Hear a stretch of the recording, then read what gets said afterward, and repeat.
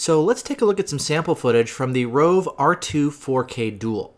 And we're going to start here with the front dash cam. It's advertised as a 4K camera, though it only uses a 2K Sony Starvis 2 sensor, 2K or 2.5K. The front dash cam uses the IMX675. It's the successor to the popular IMX335. And with this dash cam, they're using that sensor to make a fake 4K dash cam. It's basically taking a lower resolution sensor and then upscaling it, stretching the image up to 4K.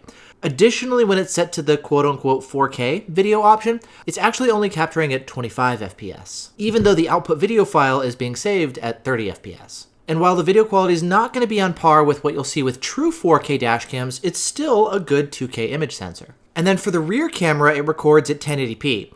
They're using a Galaxy Core GC2053, and the video quality is not particularly impressive, but regardless, having the additional camera angle with that rear camera is very helpful in practice. And for more information, including my analysis of the video footage, some comparisons with some other comparable dashcams, as well as my full review of this dashcam, down in the video description, I'm going to go ahead and link you guys to my full review here of this R2-4K Dual. Either way though, let's go ahead and take a look at some sample footage here from the dashcam so you can see what the video quality is like firsthand.